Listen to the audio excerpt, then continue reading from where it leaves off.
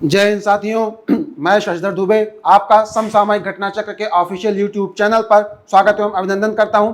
मित्रों, जैसा कि आपको पता ही है कि यहां पर आई दृष्टि जो कि एक मैगजीन है करंट अफेयर्स को लेकर के आप लोगों के समक्ष उपस्थित हो चुकी है। ऑडियो वीडियो के माध्यम से भी आप तक चीजें पहुंचाई जा रही हैं। उन्हीं कड़ियों में यहां पर आप देख पा रहे होंगे कि 9 अंकों में विभाजित करके हर एक कड़ी को स्पेशलाइज्ड वे में आपके समक्ष डिस्कशन किया जा रहा है तमाम तथ्यों को लेकर के। उन्हीं में आप देख रहे हैं कि यहां पर उत्तर प्रदेश परिदृश्य की तमाम बातों को, जैसा कि आप जानते हैं कि जब आप किसी भी स्टेट लेवल पर कोई एग्जाम देते हैं तो उस प्रदेश के अंतर्गत उस प्रदेश स्तरीय बहुत सारे प्रश्न पूछे जाते रहे हैं विभिन्न परीक्षाओं में। और कम से कम अगर मैं उत्तर प्रदेश की बात करूं तो यहाँ की विभिन्न परीक्षाओं में तकरीबन 12 से 15 प्रश्न आपको उत्तर प्रदेश से देखने को मिलते हैं। इन्हीं 12-15 प्रश्नों में कम से कम आप 4-5 प्रश्न करंट अफेयर्स के या जो अद्यतन तथ्यसार होता है उससे संबंधित आप देखते हैं। तो उन्हीं सब चीजों को संदर्भित करते हुए आइए हम लोग देखते हैं उत्तर प्रदेश परिदृश्य के अंतर्गत तमाम बातों को जो अद्यतनता को भी पोषित करता है और कहीं ना कहीं आपके उस ट्रेडिशनल सेक्टर की भी बातें होंगी जो एक सैद्धांतिक पक्ष को आपके समक्ष प्रस्तुत करेगा। खैर, इन सब चीजों के साथ ही आपको एक और लाभ पहुंचाने की बातें हुई हैं। जैसे कि आप जब ये वीडियो देख रहे होंगे तो इन्हीं वीडियो के नीचे जब आप उसके लिंक पर जाएंगे, लिंक को क्लिक करेंगे तो जो कुछ भी डिस्कशन आपको यहां पर मिलेगा उसकी एक सॉफ्ट कॉपी आपकी डिवाइस तक बड़ी सहजता से पहुंच जाएगी पीडीएफ के फॉर्म में, चाहे वो आपकी मोबाइल हो या फिर आपका कोई भी डिवाइस हो। तो इसी सूचना के साथ चलिए हम लोग आगे बढ़ते हैं उत्तर प्रदेश परिदृश्य की तमाम अद्यतन बातों की जानकारियों को समेटने के लिए। तो आइए मित्रों, अब हम लोग चलते हैं उत्तर प्रदेश परिदृश्य की उन तमाम बातों पर चर्चा के लिए जो कि हमारे परीक्षा में प्रश्न का रूप लेंगी। जहां तक हमें ये पहले से भी परिचय है कि उत्तर प्रदेश यानी कि राज्य, हर एक राज्य जब अपनी कुछ परीक्षाएं आयोजित करवाता है तो वह उसके कुछ एक विशेष खंडों से या उस राज्य विशेष से भी प्रश्न निश्चित रूप से आते हैं। और वह प्रश्न दो तरीके के होते हैं। एक तो उसका ट्रेडिशनल पोर्शन होता है कि जैसे कोई भी राज्य का कोई जिला है, मंडल है या फिर इन तमाम चीजों से जुड़ी बातें होती हैं। एक तो जो वर्तमान में समसामयिकी के स्तर पर क्या कुछ घटित हो रहा है किसी राज्य में, उनसे संदर्भित प्रश्न होते हैं। तो आइए हम लोग अब चलते हैं उत्तर प्रदेश परिदृश्य यानी कि जो राज्य विशेष का खंड है उसमें क्या समसामयिकी देखने को मिलती है उत्तर प्रदेश के मामले में, उस पर हम लोग चर्चा करते हैं। यहाँ पर दृष्टि 2024 का जो ये अंक है इसमें उत्तर प्रदेश के साथ साथ बिहार राज्य को भी समाहित किया गया है और इसी कड़ी के अनंतर हम लोग बिहार राज्य की भी तमाम बातों पर चर्चा करेंगे। तो आइए अभी हम लोग आगे बढ़ते हैं उत्तर प्रदेश परिदृश्य को लेकर के। और यहाँ पर जैसे कि आप स्क्रीन पर देख पा रहे होंगे परिशिष्ट उत्तर प्रदेश परिदृश्य, इस खंड में आप देखने को आपको मिलेगा राज्य की राजनीतिक, सामाजिक, धार्मिक, शैक्षणिक घटनाओं एवं विभिन्न मंत्रालयों की घटनाओं पर एक नजर के रूप में। तो आइए चलते हैं हम लोग इसमें क्या कुछ देखने को मिलता है। सबसे पहले आपको पृष्ठ संख्या 154 से ये Uttar Pradesh current affairs start होता है और यहां पर आपको एक शीर्षक मिलता है ग्रेटर नोएडा के नाम से। तो ग्रेटर नोएडा जो ये स्थल है इससे जुड़े क्या कुछ विशेष बातें रही हैं, बिंदुवार तरीके से हम इन चीजों को देख लेते हैं जो कि हमारी परीक्षाओं के लिए महत्वपूर्ण साबित होने वाले हैं। जैसे कि यहां पर हम देख सकते हैं कि 11 से 13 सितंबर 2024 के मध्य ग्रेटर नोएडा में सेमीकॉन इंडिया 2024 का आयोजन किया गया। तो एक प्रकार का आयोजन किया गया है सेमीकॉन इंडिया 2024 का। ये जो आयोजन हुआ है इसका स्थल क्या है? ग्रेटर नोएडा है। इससे एक और महत्वपूर्ण जुड़ी बात है कि इस सम्मेलन एवं प्रदर्शनी का केंद्रीय विषय जो थीम था वह क्या था? Shaping the semiconductor future. ये इस प्रदर्शनी का या इस आयोजन का थीम था और ये थीम भी कई बार परीक्षाओं में प्रश्न का रूप लेते हैं। यही ग्रेटर नोएडा से जुड़े इस आयोजन के कुछ एक और बिंदु भी हैं, जैसे कि वैश्विक अर्धचालक उद्योग से जुड़े एक भव्य कार्यक्रम का आयोजन करने वाला भारत विश्व का 8वां देश बन गया। तो यह महत्वपूर्ण बिंदु मिलता है हमें। यहीं पर हम देख सकते हैं भारत ने 1 ट्रिलियन रुपए का एक विशेष अनुसंधान कोष भी बनाया है। तो ये महत्वपूर्ण बिंदु हो गया। यहीं पर अगला बिंदु क्या बताता है कि उल्लेखनीय है कि उत्तर प्रदेश में सेमीकंडक्टर के अनुकूल वातावरण तैयार करने के लिए उत्तर प्रदेश सेमीकंडक्टर नीति 2024 लागू की गई। तो ये कुछ बातें ग्रेटर नोएडा में जो एक आयोजन हुआ सेमीकंडक्टर को लेकर के, उसकी बातें रही। यहीं पर अगला शीर्षक हम देखने को पाते हैं, उत्तर प्रदेश सैनिक स्कूल। इससे जुड़ी क्या मुख्य बिंदु है? 7 सितंबर 2024 को उपराष्ट्रपति जगदीप धनखड़ ने गोरखपुर में उत्तर प्रदेश सैनिक स्कूल का लोकार्पण किया। तो लोकार्पण का स्थल उत्तर प्रदेश में कहां पे रहा? गोरखपुर में रहा। यहीं पर हम एक अन्य बिंदु देखते हैं कि 176 करोड़ रुपए की लागत से निर्मित यह पूर्वांचल का पहला सैनिक स्कूल भी बन गया है। इसी में हम और भी चीजें देख सकते हैं, जैसे कि इसमें कक्षा 6 से 12 तक छात्र छात्राओं को आवासीय शिक्षा की सुविधा उपलब्ध कराई जाएगी। अन्य बिंदु कहता है देश में पहला सैनिक स्कूल उत्तर प्रदेश के तत्कालीन मुख्यमंत्री डॉक्टर संपूर्णानंद ने वर्ष 1960 में लखनऊ में स्थापित किया गया था। तो ठीक है, तो यह भी एक महत्वपूर्ण बिंदु है जो कि आपका ट्रेडिशनल पोर्शन को भी थोड़ा बहुत कवर किया गया है इसमें, ताकि करंट के साथ साथ कुछ हद तक जो ट्रेडिशनली चीजें रही हैं जिनमें कोई परिवर्तन नहीं हो सकता है और वह राज्य विशेष का एक मुख्य आधार भी रही हैं, उनकी भी चर्चा यहां पर आपको देखने को मिलती है। वह भी परीक्षा में किसी न किसी रूप से पूछा जाता है। जब भी कोई करंट अफेयर्स या कोई समसामयिकी का प्रश्न बनता है तो कहीं ना कहीं उसके ऐतिहासिक पहलू पर, उसके आर्थिक पहलू पर, उसके सांस्कृतिक पहलू पर, ऐसे कई सारे पहलू हो सकते हैं जिन पर कि प्रश्न बनते रहे हैं। तो अगर आप करंट अफेयर्स को ठीक ढंग से देखना समझ गए तो कहीं ना कहीं बहुत हद तक आप ये आइडिया लगा सकते हैं कि हमें ट्रेडिशनल पोर्शन में जाकर के किन चीजों को बहुत गंभीरता से देखना है। यहीं पर देखिए एक अगला बिंदु आपको मिल जाता है, जटायु संरक्षण एवं प्रजनन केंद्र।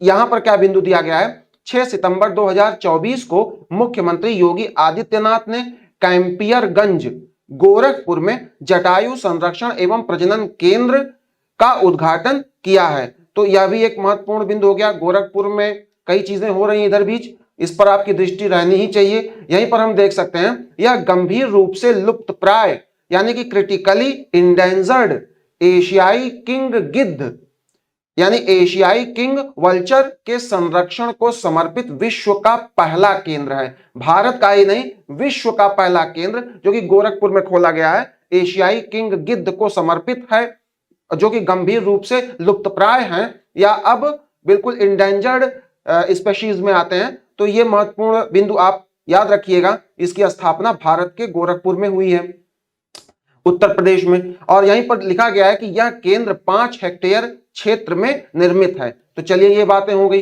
इसी में आप एक और बिंदु देखते हैं शीर्षक के रूप में, जैसे कि रोड टू स्कूल कार्यक्रम। अब ये क्या बताता है कि 20 अगस्त 2024 को मुख्यमंत्री ने गोरखपुर में रोड टू स्कूल कार्यक्रम के प्रथम चरण का शुभारंभ किया। इसी से संबंधित एक उप तथ्य है कि यह कार्यक्रम निपुण भारत मिशन के अंतर्गत प्रारंभ किया गया। और क्या बात है कि रोड टू स्कूल कार्यक्रम स्कूल चलो अभियान का एक नया रूप है, यानी कि कहीं ना कहीं से यह स्कूल चलो अभियान से ही प्रेरित रहा है। अब इसी पृष्ठ संख्या 154 के अगर हम सेकंड हाफ में आते हैं तो यहां पर हम देख सकते हैं कुछ एक बातें यहां पर दी गई हैं। यहां पर हम देख सकते हैं क्या दिया गया है कि यूपी इंटरनेशनल ट्रेड शो 2024, अगर हम इसकी बातें करें तो 25 से 29 सितंबर 2024 तक ग्रेटर नोएडा में यूपी इंटरनेशनल ट्रेड शो 2024 का आयोजन किया गया। यह इस ट्रेड शो का दूसरा संस्करण था। इस शो का पहला संस्करण 21 से 25 सितंबर 2023 के मध्य आयोजित किया गया था। इस वर्ष यूपी इंटरनेशनल ट्रेड शो की जो थीम थी उसका क्या नाम था? सोर्सिंग का अद्वितीय मंच। सोर्सिंग का अद्वितीय मंच इस इंटरनेशनल ट्रेड शो की थीम भी थी। और यहां पर देख सकते हैं कि इस वर्ष ट्रेड शो में वियतनाम ने पार्टनर कंट्री के रूप में सहयोग किया। तो वियतनाम का नाम याद रखिएगा कि इस शो में वियतनाम एक पार्टनर कंट्री के रूप में सहभागिता निभाई। यहीं पर हम एक अगला शीर्षक पाते हैं उत्तर प्रदेश से ही जुड़ा हुआ। यहां पर देख सकते हैं मुख्यमंत्री युवा उद्यमी विकास अभियान अब मुख्यमंत्री युवा उद्यमी विकास अभियान के अंतर्गत अगर हम देखें तो कई एक महत्वपूर्ण बातें, जैसे कि 8 अगस्त 2024 को मुख्यमंत्री ने मुख्यमंत्री युवा उद्यमी विकास अभियान को प्रारंभ किया, यानी इसके प्रारंभ की तिथि क्या है, 8 अगस्त 2024। इसी से जुड़ा एक और मामला है कि इस कार्यक्रम का उद्देश्य उत्तर प्रदेश के शिक्षित और प्रशिक्षित युवाओं को स्वरोजगार से जोड़ना है। ध्यान दीजिएगा, यहां पर स्वरोजगार यानी अपने खुद के रोजगार से जोड़ने की बात की गई है, ठीक है ना, जो भी स्किल्ड पर्सन हो। अब यहीं पर देख सकते हैं इससे जुड़े और भी कई बिंदु हैं, जैसे कि उल्लेखनीय है कि उत्तर प्रदेश सरकार ने वर्ष 2024-25 के मूल बजट में इस अभियान का प्रावधान किया था। एक अन्य बिंदु है, ज्ञातव्य है कि इस अभियान के अंतर्गत प्रतिवर्ष 1 लाख युवाओं को बैंकों से ऋण दिलाकर वित्तीय अनुदान दिया जाएगा, जिससे प्रतिवर्ष 1 लाख सूक्ष्म उद्यम स्थापित हो सकेंगे। तो ये कुछ आंकड़े बताए गए हैं जो परीक्षा में कथन कारण के रूप में आप देख सकते हैं। यहीं पर बताते हैं कि इस प्रकार आगामी 10 वर्षों में 10 लाख युवा स्वरोजगार से जुड़ सकेंगे, यानी कि एक सेल्फ एम्प्लॉयमेंट की एक पॉलिसी है जिसमें कई सारे बिंदु हैं और ये परीक्षाओं के लिहाज से महत्वपूर्ण है। यहीं पर हम देख सकते हैं कि उत्तर प्रदेश प्रमुख आंकड़े, अगर आंकड़ों की बात करें तो यहां पर देखिए उत्तर प्रदेश से जुड़े कई सारे आंकड़ों के भी प्रश्न आते रहे हैं। जैसे यहां पर एक बिंदु बताता है, पहला बिंदु कि 1 अगस्त 2024 को सूचना एवं जनसंपर्क विभाग उत्तर प्रदेश द्वारा जारी आंकड़ों के अनुसार वर्तमान में उत्तर प्रदेश देश की दूसरी सबसे बड़ी अर्थव्यवस्था है। यह महत्वपूर्ण बिंदु है, पूरे भारत में या पूरे देश में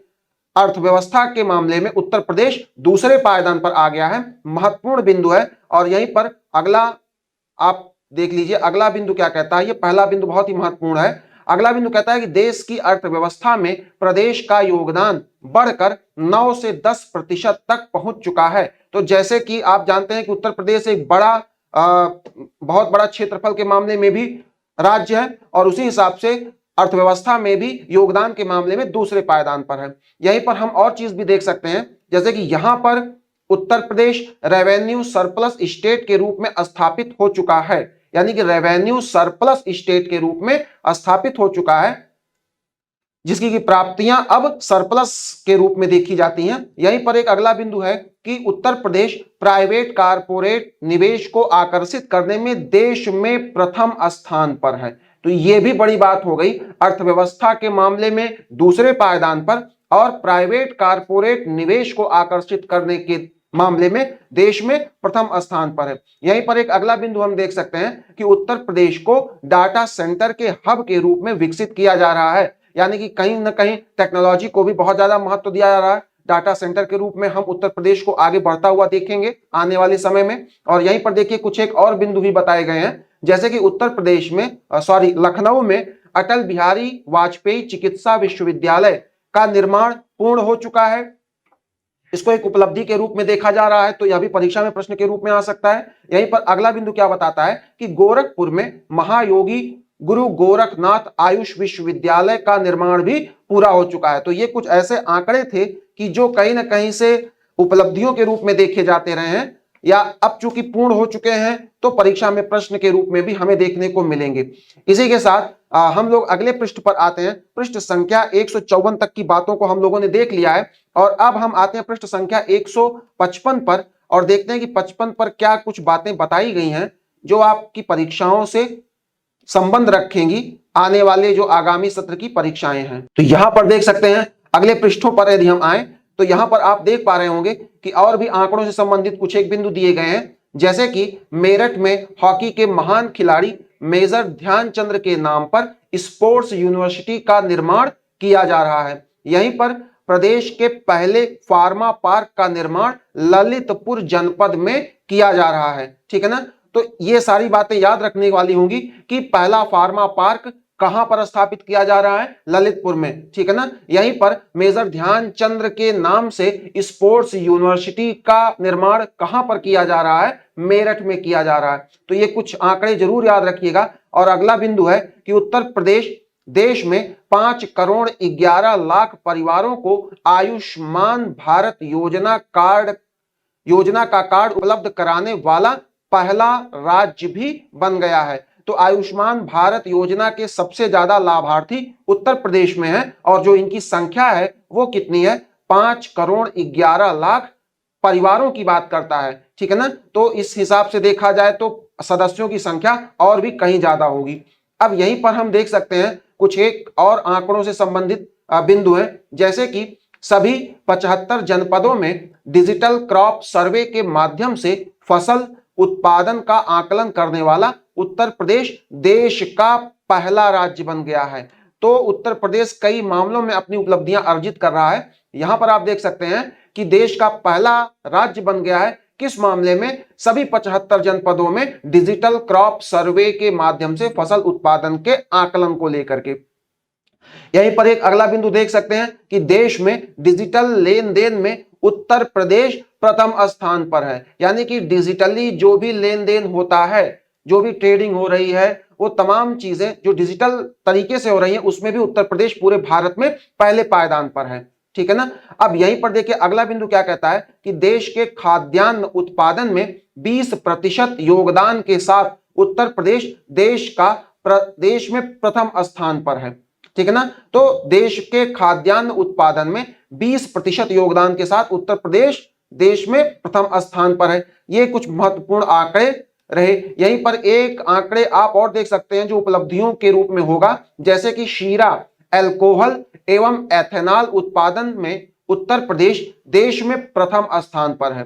तो यहां पर देख सकते हैं कौन कौन सी चीजें, शीरा, अल्कोहल और एथेनॉल, इन तीनों के उत्पादन में भी उत्तर प्रदेश भारत में पहले पायदान पर है।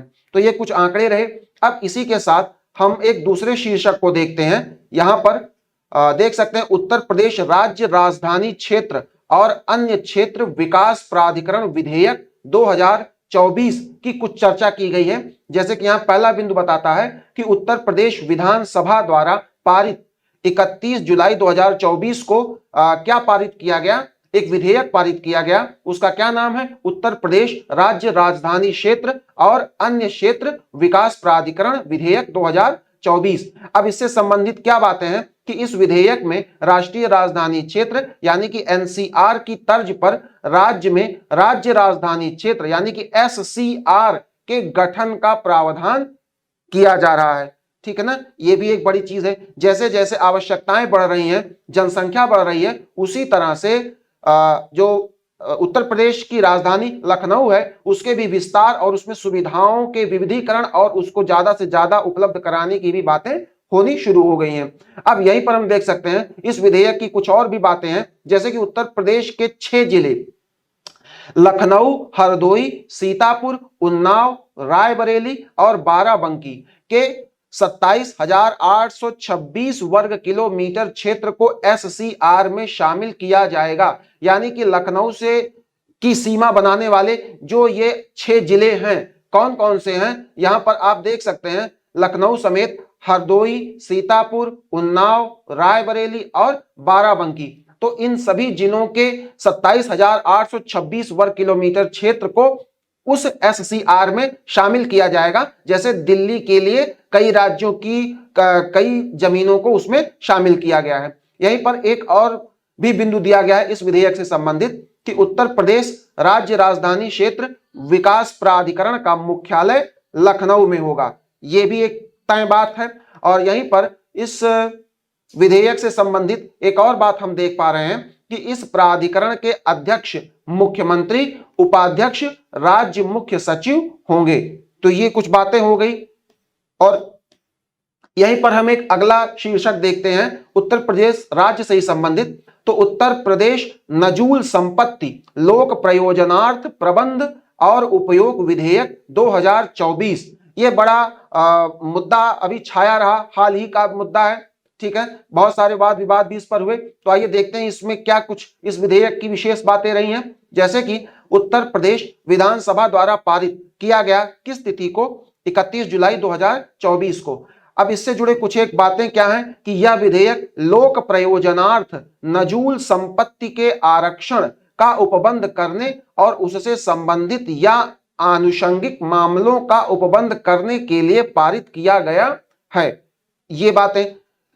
अब यहीं पर इसी विधेयक से जुड़ी कुछ एक और बातें भी हैं, जैसे कि उल्लेखनीय है कि वर्तमान में उत्तर प्रदेश सरकार के पास ऐसे भूखंड हैं जिन्हें नजूल भूमि या नजूल लैंड कहा जाता है। ये ऐसे भूखंड हैं जो विभिन्न निजी व्यक्तियों और निजी संस्थाओं को पट्टे पर या लीज्ड आउट पर दिए गए हैं।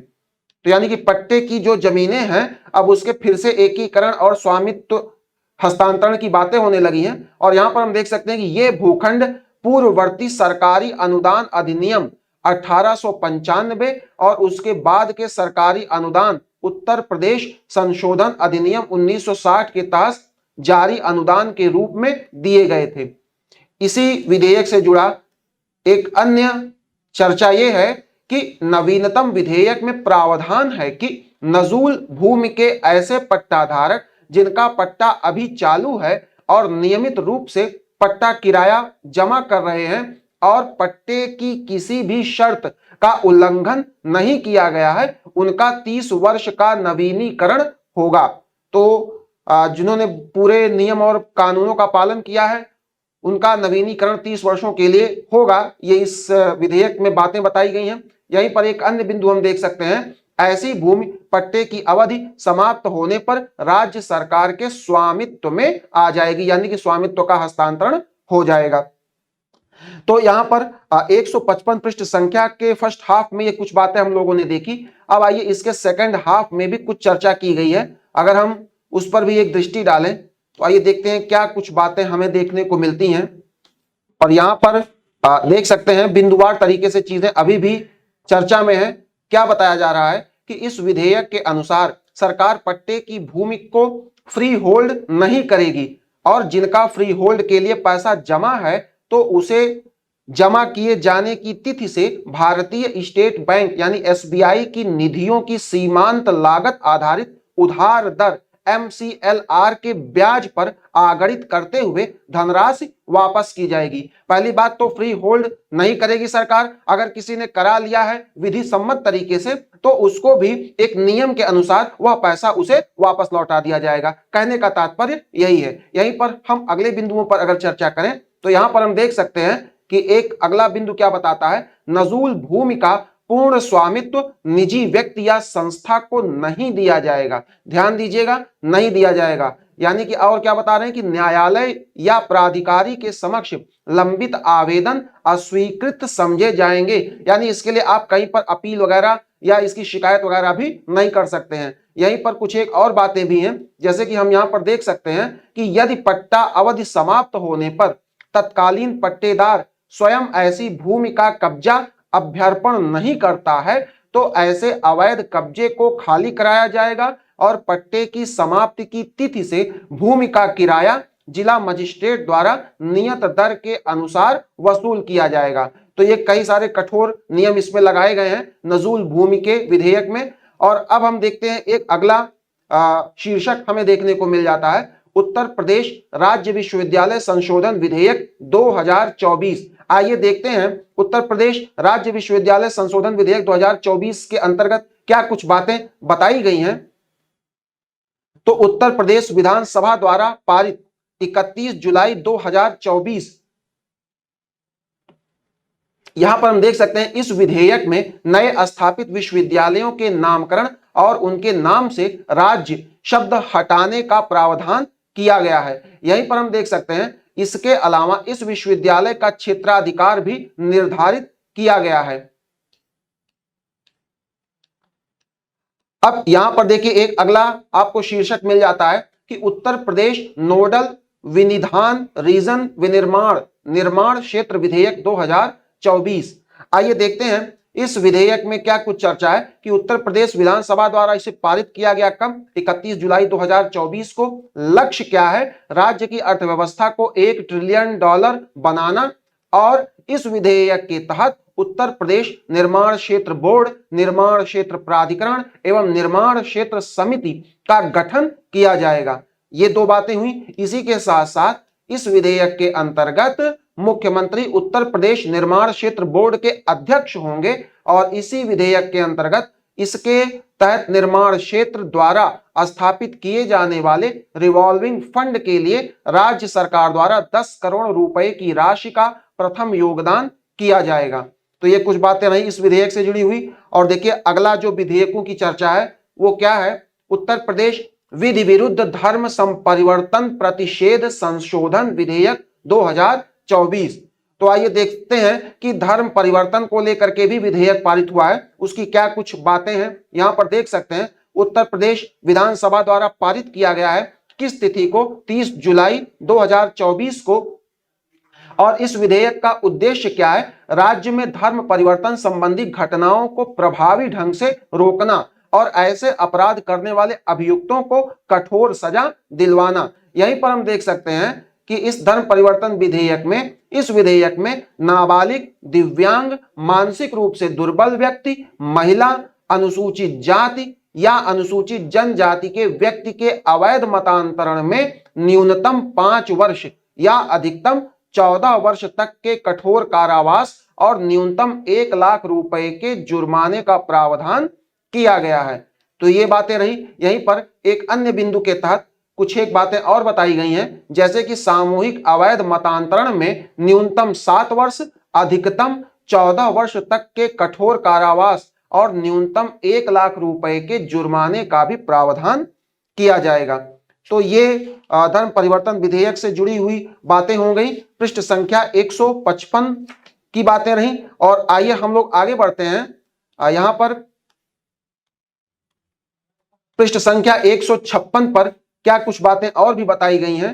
अभी इसी धर्म परिवर्तन विधेयक से जुड़ी हुई एक दो बिंदु और भी हैं, उन पर भी अगर हम दृष्टि डालें तो यहां पर देख सकते हैं पृष्ठ संख्या 156 पर सबसे ऊपर, यदि कोई व्यक्ति धर्म परिवर्तन के आशय से किसी व्यक्ति को उसके जीवन या संपत्ति को भय में डालता है, हमला करता है या विवाह या यौन संबंध स्थापित करता है, महिला या व्यक्ति की तस्करी करता है, तो उसे कम से कम 20 वर्ष के कठोर कारावास से दंडित किया जाएगा, जिसे आजीवन कारावास तक बढ़ाया जा सकता है। तो यहां पर कठोरतम दंड का भी विधान किया गया है ऐसे किसी भी प्रयास को लेकर के। और यहीं पर हम एक अगला बिंदु देख पा रहे हैं कि इस विधेयक में अन्य प्रावधान यह भी है कि यदि कोई भी व्यक्ति अवैध धर्म परिवर्तन के संबंध में किसी विदेशी या अवैध संस्था से धन प्राप्त करता है, तो उसे कम से कम 7 वर्ष के कठोर कारावास से दंडित किया जाएगा, जिसे 14 वर्ष तक बढ़ाया जा सकेगा और उस पर 10 लाख रुपए का जुर्माना भी लगाया जाएगा। तो ये बातें रही। यहीं पर आइए हम लोग देखते हैं कुछ एक और बिंदुओं को। यहां पर देख सकते हैं एक अगला पॉइंट दिया गया है शीर्षक के रूप में, उत्तर प्रदेश सार्वजनिक परीक्षा अनुचित साधनों की रोकथाम विधेयक 2024।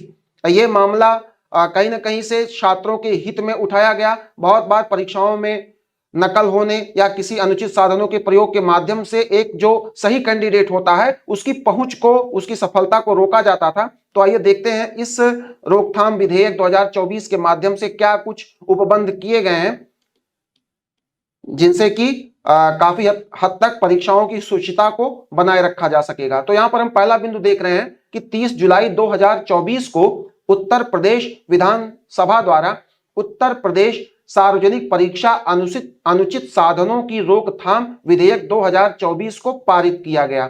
ठीक है ना, 30 जुलाई 2024 को। और इसमें बताया गया है कि इस विधेयक में उत्तर प्रदेश सार्वजनिक परीक्षा अनुचित साधनों की रोकथाम अधिनियम 1998 के प्रावधानों में बदलाव किया गया। यानी इसके पहले नकल रोकने का जो अधिनियम था वह 1998 का था और उसके प्रावधानों में बदलाव करते हुए सार्वजनिक परीक्षाओं में पेपर लीक और अन्य अनियमितताओं को रोकने हेतु कड़े प्रावधान किए गए हैं। यहीं पर एक अन्य बिंदु बताता है, उत्तर प्रदेश सार्वजनिक परीक्षा अनुचित साधनों की रोकथाम विधेयक 2024 में सार्वजनिक परीक्षाओं में अनुचित व्यवहार और पेपर लीक में शामिल लोगों के लिए अधिकतम सजा आजीवन कारावास और अधिकतम 1 करोड़ रुपए के जुर्माने का प्रावधान शामिल है।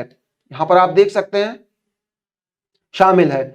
अब यहीं पर इसी से जुड़ा एक और भी बिंदु है कि विधेयक में उत्तर प्रदेश लोक सेवा आयोग, उत्तर प्रदेश अधीनस्थ सेवा चयन आयोग राज्य विश्वविद्यालय के साथ साथ उनके द्वारा नामित प्राधिकरणों, निकायों या एजेंसी द्वारा आयोजित परीक्षाओं को शामिल किया गया है। यानी कि जो भी सक्षम संस्थाएं हैं परीक्षाओं को आयोजित करने की, जो एजेंसियां हैं, उनके माध्यम से उत्तर प्रदेश में जो भी परीक्षाएं कराई जा रही हैं, उन सब पर यह विधेयक के नियम लागू होंगे। यहीं पर हम देख सकते हैं इस नकल रोकथाम विधेयक की कुछ एक और भी बातें महत्वपूर्ण हैं, जैसे कि इसमें सरकारी नौकरियों के नियमितीकरण तथा पदोन्नति के लिए होने वाली परीक्षाओं को भी शामिल किया गया है। इसी विधेयक के तहत यदि पेपर लीक व नकल सहित परीक्षा से जुड़ी गड़बड़ियों में परीक्षा संस्थान या परीक्षा कराने वाली एजेंसी संलिप्त पाई जाती है तो उसके कारण होने वाले वित्तीय बोझ की वसूली संबंधित व्यक्ति, संस्था, एजेंसी से की जाएगी। यानी कि जो भी वित्तीय नुकसान होगा तो जो उसके लिए जिम्मेदार कारक होगा इस अपराध को करने का, उसी से वसूला जाएगा। यह एक महत्वपूर्ण तथ्य है। और यहीं पर हम देख सकते हैं परीक्षा को प्रतिकूल रूप से प्रभावित करने वाली कंपनी या सेवा प्रदाता को हमेशा के लिए काली सूची यानी कि ब्लैक लिस्टेड कर दिया जाएगा या ब्लैक लिस्ट में डाल दिया जाएगा, डालने का प्रावधान किया गया है। ब्लैक लिस्ट में नाम आने के बाद फिर वह किसी भी वैधानिक तरीके के आयोजनों में उनको शामिल नहीं किया जाता। यहीं पर हम देख सकते हैं एक अन्य बिंदु है कि इस विधेयक में छात्रों को कारावास या जुर्माने के दंड की परिधि में शामिल नहीं किया गया है। तो आप देख सकते हैं कि इस विधेयक में छात्रों को कारावास या जुर्माने के दंड की परिधि में शामिल नहीं किया गया है। तो कुछ बातें ये भी दी गई हैं। और यहां पर हम देख सकते हैं कि क्या यहां पर दिया गया है, अनुचित साधनों के प्रयोग में छात्रों के शामिल होने पर उनका परीक्षा परिणाम रोककर उन्हें 1 वर्ष के लिए अगली परीक्षा में हिस्सा लेने से रोक दिया जाएगा। यानी अगर छात्र की संलिप्तता इस प्रकार पाई जाएगी परीक्षाओं में तो उनके लिए सजा का क्या प्रावधान है कि उनके लिए सजा का प्रावधान तो पहली बात उनका जो रिजल्ट है, जो परिणाम है, वह रोक दिया जाएगा, भले वह कितना ही अच्छा क्यों ना हुआ हो। और दूसरा है कि उन्हें अगले 1 वर्ष के लिए डिबार्ड कर दिया जाएगा राज्य की सभी परीक्षाओं के लिए। तो यहां पर हम देख सकते हैं अगला बिंदु क्या दिया गया है। अगला एक शीर्षक दिया गया है उत्तर प्रदेश से संबंधित, पेड़ लगाओ पेड़ बचाओ वृक्षारोपण जन अभियान 2024। तो आइए भैया इसके बारे में देखते हैं क्या कुछ बातें यहां पर बताई गई हैं। जैसे कि यहां पर बिंदुवार तरीके से देखते हैं तो 20 जुलाई 2024 को मुख्यमंत्री ने एक दिन में प्रदेश में 36 करोड़ 50 लाख पौधरोपण महाअभियान का शुभारंभ किया। ठीक बात है। और इसी का अगला बिंदु है कि इस अभियान का शुभारंभ लखनऊ में कुकरैल नदी तट पर स्थित सौमित्र वन से किया गया। तो ये एक चीज याद रखिएगा कि पेड़ लगाओ पेड़ बचाओ वृक्षारोपण जन अभियान 2024 को लखनऊ के किस नदी के तट पर शुरुआत की गई या फिर किस नदी के तट पर स्थापित कौन से वन से शुरू किया गया। तो सौमित्र वन से शुरू किया गया और कुकरैल नदी के तट पर किया गया। तो यहां तक की चीजें रही। और इसी पृष्ठ पर पृष्ठ संख्या 156 के सेकंड हाफ में आइए और यहां पर भी हम देख लेते हैं कुछ एक बातों को यहां पर चर्चा की गई है। तो इसके सबसे शीर्ष पर जाते हैं पृष्ठ संख्या 156 के सेकंड हाफ में अगर हम देखें तो यहां पर और ये वृक्षों के संवर्धन को लेकर के जो एक अन्य बिंदु यहां पर हम देख सकते हैं, यहां पर दिया गया है इस अवसर पर मुख्यमंत्री ने हरिशंकरी वृक्ष वाटिका स्थापित की। तो यह भी एक महत्वपूर्ण बिंदु रहा, प्रश्न का रूप ले सकता है कि कौन सी वृक्ष वाटिका स्थापित की। यहीं पर देखिए वृक्षों के संवर्धन और सुरक्षा को लेकर के अगला बिंदु क्या बताया गया है कि उत्तर प्रदेश सरकार का लक्ष्य वर्ष 2027 तक 175 करोड़ पौध रोपण के माध्यम से वर्ष 2030 तक प्रदेश के हरित आवरण यानी ग्रीन कवर को 9.23% से बढ़ाकर 15% करना। यानी कि जो ग्रीनरी हम आज की डेट में उत्तर प्रदेश में देख पा रहे हैं उनका प्रतिशत 9.23 है। और यह एक लक्ष्य स्थापित किया गया है कि इस 9.23% को बढ़ा करके 15% किया जाए। और इसके लिए जो तय समय सीमा निर्धारित की गई है वह वर्ष 2030 तक के लिए किया गया है कि 2030 तक हम इसे 15% कर लेंगे, यानी लगभग 5.5% और बढ़ाने की बात है। तो ठीक है, अगला हम देखते हैं, इसमें एक और भी बिंदु दिया गया है, क्या है कि पेड़ लगाओ पेड़ बचाओ वृक्षारोपण जन अभियान 2024 के तहत प्रदेश सरकार ने ऐतिहासिक उपलब्धि प्राप्त करते हुए एक दिन में लगभग 36.51 करोड़ पौधों का रोपण किया। तो यह भी एक महत्वपूर्ण तथ्य है। इसी में हम देखते हैं कि इस अभियान के तहत सोनभद्र में सर्वाधिक 1.5 करोड़ से अधिक पौधों का रोपण किया गया। तो ये याद रखिएगा कि पेड़ लगाओ पेड़ बचाओ वृक्षारोपण जन अभियान 2024 में किस जिले में सर्वाधिक वृक्षारोपण करने का रिकॉर्ड बना, तो वह कौन सा जिला होगा, वह आपका सोनभद्र हो जाएगा। और कितना, 1.5 करोड़ से अधिक पौधों के रोपण का यहां पर किया गया। तो यहां पर हम देख सकते हैं अगला प्रयागराज, एक स्थान दिया गया है प्रयागराज। अब प्रयागराज से जुड़ा हुआ क्या कुछ समसामयिकी की बातें हैं उत्तर प्रदेश में, आइए हम देखते हैं। तो यहां पर देख सकते हैं कि उत्तर प्रदेश के इस शहर में हमारा संविधान हमारा सम्मान अभियान का दूसरा क्षेत्रीय कार्यक्रम आयोजित किया गया 16 जुलाई 2024 को। 2-3 उप बातें भी बताई गई हैं, जैसे कि यह कार्यक्रम इलाहाबाद मेडिकल एसोसिएशन यानी कि AMA के नाम से फेमस है, Allahabad medical association convention centre में भारतीय संविधान को अंगीकृत किए जाने और भारत गणराज्य की 75वीं वर्षगांठ के उपलक्ष्य में आयोजित किया गया। यहीं पर हम देख सकते हैं, यहां पर जुड़ा हुआ एक और भी बात बताया गया है कि इस कार्यक्रम की शुरुआत उपराष्ट्रपति जगदीप धनखड़ द्वारा 24 जनवरी 2024 को नई दिल्ली से की गई। तो ये राष्ट्रीय स्तर का कार्यक्रम था जिसको कि उत्तर प्रदेश में इस रूप में मनाया गया। यहीं पर हम देख सकते हैं अगला बिंदु क्या बताता है कि उपवन योजना और हेरिटेज ट्री अडॉप्शन योजना।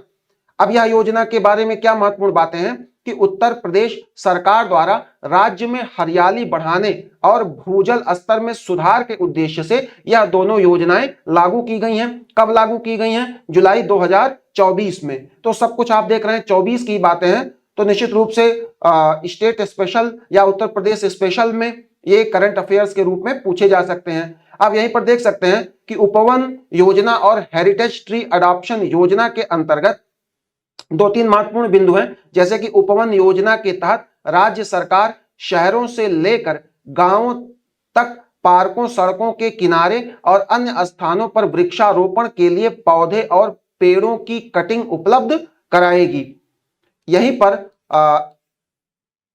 पर हम देख सकते हैं एक और भी बिंदु दिया गया है, हेरिटेज ट्री अडॉप्शन योजना के माध्यम से राज्य सरकार 948 विरासत वृक्षों का पोषण करेगी।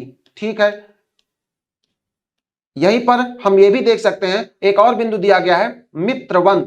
मित्र वन के अंतर्गत अगर हम देखें तो पहला बिंदु है उत्तर प्रदेश सरकार द्वारा वृक्षारोपण जन अभियान 2024 के तहत उत्तर प्रदेश और पड़ोसी देश नेपाल की सीमाओं पर इसकी स्थापना की जाएगी जुलाई 2024 में। यहीं पर कुछ एक उपतथ्य भी दर्शाए गए हैं, जैसे कि इस अभियान के तहत बॉर्डर पर उत्तर प्रदेश के क्षेत्रों में व्यापक वृक्षारोपण किया जाएगा और मित्र वन के साथ साथ शक्ति वन, युवा वन, बाल वन जैसे विशेष वन भी स्थापित किए जाएंगे। तो यहां पर कुछ एक बातें रही। अब यहां पर हम देख सकते हैं अगला जो हमारा शीर्षक है, यहां पर देख सकते हैं हाथरस हादसे की जांच हेतु न्यायिक जांच आयोग की भी स्थापना की गई या गठन किया गया। तो इसे हम देख सकते हैं कि उत्तर प्रदेश सरकार द्वारा गठित किया गया जुलाई 2024 में हाथरस हादसे की जांच हेतु। और यहां पर क्या बातें हैं, इलाहाबाद उच्च न्यायालय के पूर्व न्यायाधीश न्यायमूर्ति ब्रजेश कुमार श्रीवास्तव इस आयोग के अध्यक्ष होंगे और आयोग के अन्य सदस्यों में पूर्व IAS अधिकारी हेमंत राव तथा पूर्व IPS अधिकारी भावेश कुमार सिंह शामिल होंगे। तो ये हाथरस मामले की जांच में गठित आयोग की कुछ एक बातें रही। यहीं पर हम देख सकते हैं एक और बिंदु है उत्तर प्रदेश में बायोप्लास्टिक पार्क की स्थापना। तो इससे जुड़े क्या कुछ बातें हैं कि उत्तर प्रदेश सरकार द्वारा प्लास्टिक प्रदूषण से निपटने हेतु लखीमपुर खीरी जिले में यह पार्क स्थापित करने का निर्णय जून 2024 में लिया गया। यहीं पर यह पार्क इस जिले के गोला गोकर्णनाथ तहसील के कुंभी गांव में स्थापित किया जाएगा। तो यहां पर यह उत्तर प्रदेश बायोप्लास्टिक पार्क की स्थापना से जुड़ी कुछ बातें हो गई। और यहीं पर अब हम अगले पृष्ठ की तरफ आते हैं, यानी कि 156 पृष्ठ तक की बातें हम लोगों ने की, और यहां पर हम ये 157 पृष्ठ संख्या पर आते हैं और देखते हैं कि क्या कुछ बातें। और यहां पर देख सकते हैं पृष्ठ संख्या 157 पर आए तो यहां पर हम देख सकते हैं कि आगरा और प्रयागराज दो स्थलों के नाम दिए गए हैं। उत्तर प्रदेश के दो महत्वपूर्ण जिले हैं, इनसे जुड़े क्या कुछ महत्वपूर्ण बातें हैं ये देख सकते हैं। उत्तर प्रदेश मंत्रिमंडल द्वारा इन दो शहरों में इंटीग्रेटेड मैन्युफैक्चरिंग क्लस्टर, ये बड़ी महत्वपूर्ण बात है, इंटीग्रेटेड मैन्युफैक्चरिंग क्लस्टर बनाए जाने हेतु मंजूरी प्रदान की गई है 25 जून 2024 को। ये बड़ी बात है, पूछ सकता है, करंट से जुड़ा मामला है और आपके राज्य विशेष से भी जुड़ा मामला है। यहीं पर हम देख सकते हैं कि प्राचीन तथा विरासत भवनों को पर्यटन स्थल के रूप में विकसित करने के प्रस्ताव को मंजूरी। तो प्राचीन विरासत एवं भवनों को पर्यटन स्थल के रूप में विकसित करने के प्रस्ताव को मंजूरी से जुड़े हुए कुछ एक बिंदुओं को हम देख सकते हैं। उत्तर प्रदेश मंत्रिमंडल द्वारा मंजूरी इसको प्रदान की गई है 25 जून 2024 को। यहीं पर हम देख सकते हैं इस मंजूरी के तहत 3 विरासत इमारतों यानी कि कोठी रोशन उद्दौला लखनऊ, बरसाना जल महल मथुरा और शुक्ला तालाब कानपुर देहात को पर्यटन स्थल के रूप में विकसित करने के लिए चुना गया है। यहीं पर कुछ एक और बिंदु भी हम देख सकते हैं जो कि उत्तर प्रदेश विशिष्ट से संबंध रखते हैं, जैसे कि माहेश्वर तिवारी से जुड़ा एक पहला बिंदु है उत्तर प्रदेश के प्रसिद्ध साहित्यकार एवं नवगीतकार का निधन। यहां पर देख सकते हैं 16 अप्रैल 2024 को, यानी कि ये इस रूप में प्रसिद्ध रहे, उत्तर प्रदेश के प्रसिद्ध साहित्यकार थे और नवगीतकार थे जिनका कि निधन हुआ।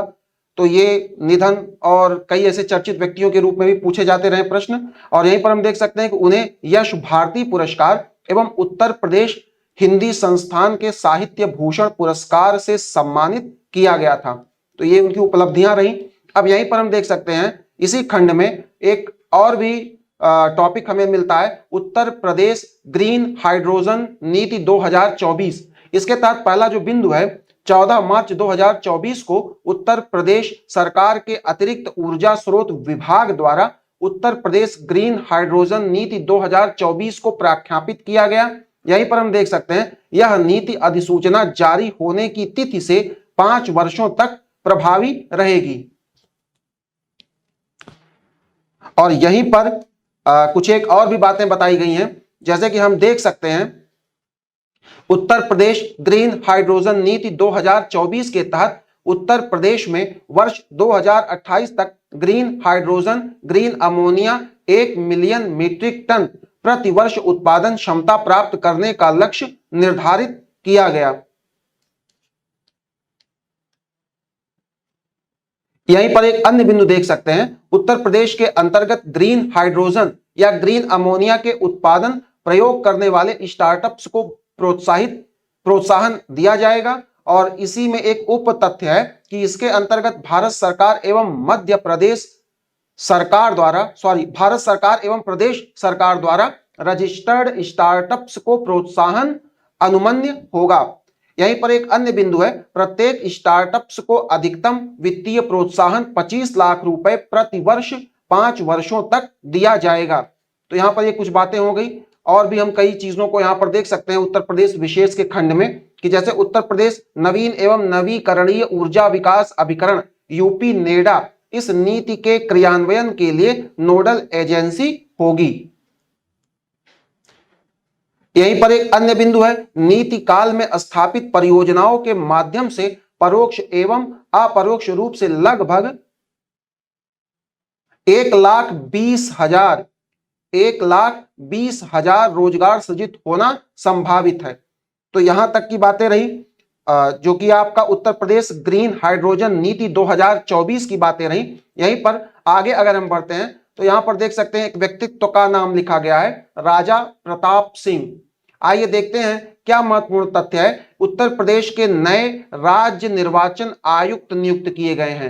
राजा प्रताप सिंह जी उत्तर प्रदेश के नए राज्य निर्वाचन आयुक्त नियुक्त किए गए हैं 7 मार्च 2024 को। ठीक है, यहीं पर एक अन्य व्यक्तित्व को हम देख पाते हैं जो कि उत्तर प्रदेश से संबंध रखते हैं। राजकुमार विश्वकर्मा उत्तर प्रदेश के मुख्य सूचना आयुक्त नियुक्त किए गए हैं मार्च 2024 में। मार्च 2024 में मुख्य सूचना आयुक्त कौन है? राजकुमार विश्वकर्मा। इनका कार्यकाल की अगर बात करें तो 3 वर्ष या 65 वर्ष की आयु तक जो भी पहले हो। ये तो बिल्कुल संवैधानिक या विधि सम्मत तरीके से लिखा गया है। अब यहीं पर हम देख सकते हैं अगला जो बिंदु हमें मिल जाता है, मुख्यमंत्री युवा उद्यमी विकास अभियान योजना। उत्तर प्रदेश के मुख्यमंत्री योगी आदित्यनाथ द्वारा युवा उद्यमियों को सशक्त बनाने और नवाचार एवं उद्यम की संस्कृति को बढ़ावा देने के उद्देश्य से इस योजना की शुरुआत की गई। कब की गई? मार्च 2024 को की गई। तो यहां तक की जो बातें रही पृष्ठ संख्या 157 के फर्स्ट हाफ की बातें रही। यहीं पर इसी पृष्ठ के सेकंड हाफ में अगर हम आए तो कुछ एक और बातें भी हमें उत्तर प्रदेश विशिष्ट के अंतर्गत देखने को मिल सकती हैं। और यहां पर ये हम देख सकते हैं, ये मुख्यमंत्री युवा उद्यमी विकास अभियान योजना के अंतर्गत कुछ एक और भी बातें हैं, जैसे कि इस योजना के तहत राज्य सरकार का लक्ष्य प्रतिवर्ष 1 लाख युवा उद्यमियों को 5 लाख रुपए तक की परियोजना के लिए ब्याज मुक्त ऋण प्रदान करना है। यहीं पर इस योजना हेतु वित्तीय वर्ष 2024-25 के बजट में 1000 करोड़ रुपए का आवंटन भी किया गया है। यहीं पर बताया गया है कि यह अभिनव योजना राज्य भर में शिक्षित एवं कुशल युवाओं को सशक्त बनाने, रोजगार के अवसर प्रदान करने और नए एमएसएमई की स्थापना को बढ़ावा देने के लिए शुरू की गई है। तो ये कुछ एक बातें रही। यहीं पर अगर हम और आगे बढ़ें तो यहां पर हम देख सकते हैं कि दक्षिण एशिया का सबसे बड़ा गोला बारूद और मिसाइल कॉम्प्लेक्स, अब यह भी आप देख पा रहे होंगे कि उत्तर प्रदेश से संबंधित है कि दक्षिण एशिया का सबसे बड़ा गोला बारूद और मिसाइल कॉम्प्लेक्स कहां पर? यहां देख सकते हैं कानपुर उत्तर प्रदेश में उद्घाटन किया गया है भारत के प्रमुख निजी क्षेत्र के रक्षा निर्माता Adani defence and arrow space के द्वारा। यानी कि ये प्राइवेट सेक्टर जो कि Adani defence and arrow space के नाम से जानी जाती है, कानपुर उत्तर प्रदेश में इसका उद्घाटन किया गया है 26 फरवरी 2024 को। इसी दक्षिण एशिया के सबसे बड़े गोला बारूद और कॉम्प्लेक्स को लेकर के 2-3 बातें हैं, जैसे कि इस कॉम्प्लेक्स में गोला बारूद और मिसाइलों के निर्माण के लिए 2 मेगा सुविधाओं का उद्घाटन किया गया है। और एक अन्य बिंदु है कि ये अत्याधुनिक सुविधाएं भारत के निजी क्षेत्र की अपनी तरह की पहली है। तो यहां पर उत्तर प्रदेश को इतना महत्व प्रदान किया गया कि अब राष्ट्र की सुरक्षा से जुड़ी हुई नीतियों पर भी उत्तर प्रदेश में संस्थानों को खोलने की छूट मिल रही है और प्राइवेट सेक्टर भी यहां पर आकर के ऐसे काम कर रहा है। यहीं पर हम देख सकते हैं कि अगले कुछ एक बिंदुओं को, जैसे कि भारत की पहली हाइपर वेलोसिटी विस्तार सुरंग परीक्षण सुविधा। अब ये क्या है, कैसी सुविधा है? यहां पर देख सकते हैं कि आईआईटी कानपुर द्वारा विकसित की गई है यह सुविधा जनवरी 2024 में। और इस सुविधा से जुड़ी 2-3 बातें में पहली बात है कि H2 नामक सुविधा 3 से 10 किलोमीटर प्रति सेकंड के बीच उड़ान गति उत्पन्न करने में सक्षम है। यहीं पर यह सुविधा इसरो एवं डीआरडीओ के मिशनों जैसे गगनयान, RLV तथा हाइपरसोनिक क्रूज मिसाइल के संदर्भ में बहुमूल्य साबित होगी। तो कहीं ना कहीं डिफेंस सेक्टर को काफी मजबूती प्रदान करने का काम उत्तर प्रदेश के द्वारा किया जा रहा है। यहीं पर हम देख सकते हैं एक अन्य शीर्षक, मुख्यमंत्री युवा उद्यमी विकास अभियान योजना के तहत यह पहला बिंदु है कि उत्तर प्रदेश के मुख्यमंत्री योगी आदित्यनाथ द्वारा युवा उद्यमियों को सशक्त बनाने और नवाचार एवं उद्यम की संस्कृति को बढ़ावा देने के उद्देश्य से इस योजना की शुरुआत मार्च 2024 में की गई। एक उप तथ्य है कि इस योजना के तहत राज्य सरकार का लक्ष्य प्रतिवर्ष 1 लाख युवा उद्यमियों को 5 लाख रुपए तक की परियोजनाओं के लिए ब्याज मुक्त ऋण प्रदान करना। तो युवाओं को अलग अलग स्कीमों के तहत 5 लाख रुपए तक की परियोजनाओं से जुड़े या 5 लाख रुपए तक के ऋण स्वरोजगार को लेकर के ब्याज मुक्त तरीके से उन्हें प्रदान करना, ऐसा उत्तर प्रदेश के कई सारी स्कीमों में हम इधर बीच देख पा रहे हैं। यहीं पर एक देखिए स्थान के रूप में हम देखते हैं वाराणसी को। तो वाराणसी से जुड़ा अद्यतन क्या है? वाराणसी से जुड़े अद्यतन तथ्य हैं 23 फरवरी 2024 को प्रधानमंत्री नरेंद्र मोदी ने वाराणसी में विभिन्न हरित जल मार्ग पहलों का उद्घाटन किया। यहीं पर प्रधानमंत्री ने 2 हाइब्रिड इलेक्ट्रिक कैटामरन पोत, यानी कि यह एक प्रकार के पोत हैं, यथा एमवी गुह तथा एमवी निषाद राज को राष्ट्र को समर्पित किया। अब यहीं पर देख सकते हैं कि इन पोतों का निर्माण कोचीन शिपयार्ड लिमिटेड द्वारा किया गया, यानी वह कंपनी कौन सी है जिन्होंने इन पोतों के निर्माण की जिम्मेदारी ली, तो वो है कोचीन शिपयार्ड लिमिटेड। और यहीं पर हम देख सकते हैं कुछ एक और इनसे जुड़े हुए बिंदु हैं, जैसे कि एमवी गुह अयोध्या में सरयू नदी पर, जबकि एमवी निषाद राज वाराणसी में गंगा नदी पर नौकायन करेगा। ये पोत तेजी से चार्ज होने वाली बैटरी से संचालित होते हैं और ये दोनों पोत वार्षिक 400 मीट्रिक टन कार्बन उत्सर्जनों में कटौती करने के उद्देश्य से डिजाइन किए गए हैं। यानी कहीं ना कहीं जो बहुत बड़े पैमाने पर कार्बन उत्सर्जन होता रहा है, जिनके माध्यम से पर्यावरणीय समस्याएं उपस्थित होती रही हैं, तो पर्यावरणीय समस्याओं के सॉल्यूशन को देखते हुए और एक नवाचार के रूप में भी ऐसी युक्तियों का प्रयोग अब उत्तर प्रदेश भी करना शुरू कर दिया है, जो अब तक कहीं ना कहीं दक्षिण भारत में ही हम चीजों को देखने को पाते थे। तो ठीक है, और इसी में हम देख सकते हैं एक बिंदु और है यहां पर, ये हरित पोत राज्य में धार्मिक पर्यटन को बढ़ावा देंगे। तो जो धार्मिक पर्यटन है कहीं ना कहीं आय के एक बड़े स्रोत के रूप में भी देखे जा रहे हैं, काफी कुछ इनको बढ़ावा देने की भी बातें हो रही हैं। तो यहां पर हम देख सकते हैं कि हरित पोत राज्य में धार्मिक पर्यटन को बढ़ावा देंगे और ये कहीं ना कहीं राजस्व मामलों से भी इनका जुड़ाव है। तो यहां तक की बातें हम लोगों ने पृष्ठ संख्या 157 पर देखी। और आइए अब हम देखते हैं इसके आगे की जुड़ी हुई कुछ एक बातों को अगले पृष्ठों पर। तो यहां पर पृष्ठ संख्या 158 पर अगर हम देखते हैं तो यहां पर भी कुछ एक बातें बताई गई हैं, जैसे कि यहां पर हम सबसे शीर्ष पर एक शीर्षक पाते हैं, श्री कल्कि धाम मंदिर का शिलान्यास। अब ये उत्तर प्रदेश की कौन सी महत्वपूर्ण घटना है कि 19 फरवरी 2024 को प्रधानमंत्री नरेंद्र मोदी ने संभल उत्तर प्रदेश में श्री कल्कि धाम मंदिर का भूमि पूजन एवं शिलान्यास किया। इसका निर्माण श्री कल्कि धाम निर्माण ट्रस्ट द्वारा किया जाएगा और इस ट्रस्ट के चेयरमैन आचार्य प्रमोद कृष्णन होंगे। तो जैसे कि आप जानते हैं कि आचार्य प्रमोद कृष्णन पहले कांग्रेस में थे, अब इन्होंने पार्टी को बदल करके बीजेपी में आए हैं और बहुत सारे इस तरीके के धार्मिक आयोजनों को बढ़ावा दे रहे हैं। तो ठीक है, आगे हम लोग देखते हैं। यहाँ पर इससे जुड़ा हुआ एक और तथ्य भी है कि ज्ञातव्य है कि श्री कल्कि को भगवान विष्णु का 10वां एवं अंतिम महाअवतार माना जाता है और श्री कल्कि पुराण के अनुसार कलयुग के चौथे चरण में भगवान विष्णु का कल्कि अवतार होगा। तो जैसा कि आप देख पा रहे हैं कि समसामयिक घटना चक्र की पत्रिका का एक और भी महत्वपूर्ण पहलू है कि वह आपको समसामयिकी या करंट अफेयर्स की बातों को लेकर के तो चलता ही चलता है, साथ ही इन बातों से जुड़े हुए उसके क्या कुछ ट्रेडिशनल पोर्शन है जो कि इतिहास के रूप में, भूगोल के रूप में, अर्थव्यवस्था के रूप में हमें देखने को मिलता है, उन पर भी हम कहीं ना कहीं यहां पर कुछ एक बिंदुओं को अवश्य रखते हैं जो आपकी परीक्षाओं में महत्व के होते हैं और आपको एक तरीके से ट्रेडिशनल प्लस करंट अफेयर्स दोनों की ही चीजें आपको प्रोवाइड कराते हैं। तो आइए देखते हैं भैया आगे की क्या कुछ चीजें यहां पर बताई गई हैं। और एक उत्तर प्रदेश विशिष्ट के मामले में ही एक और भी तथ्य यहां पर हम देख पा रहे हैं, एक और भी विषय है, जैसे कि डॉक्टर राजेंद्र प्रसाद राष्ट्रीय विधि विश्वविद्यालय। अब इससे जुड़ा हुआ क्या मामला है कि 16 फरवरी 2024 को प्रयागराज उत्तर प्रदेश में डॉक्टर राजेंद्र प्रसाद राष्ट्रीय विधि विश्वविद्यालय का उद्घाटन किया गया।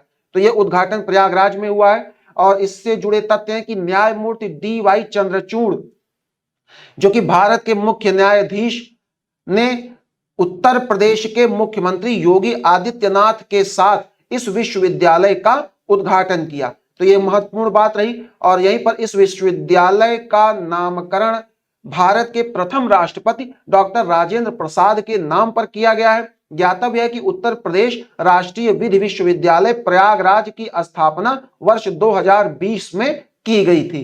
तो ये कुछ तथ्य रहे। और यहीं पर हम देख सकते हैं कि अगस्त 2023 में एक संशोधन के माध्यम से इसका पुनर्नामकरण डॉक्टर राजेंद्र प्रसाद राष्ट्रीय विधि विश्वविद्यालय के रूप में किया गया।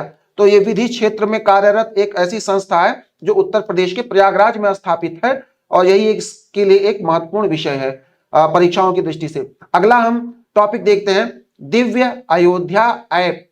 दिव्य अयोध्या ऐप क्या है कि जनवरी 2024 में उत्तर प्रदेश के मुख्यमंत्री योगी आदित्यनाथ ने दिव्य अयोध्या ऐप को लॉन्च किया।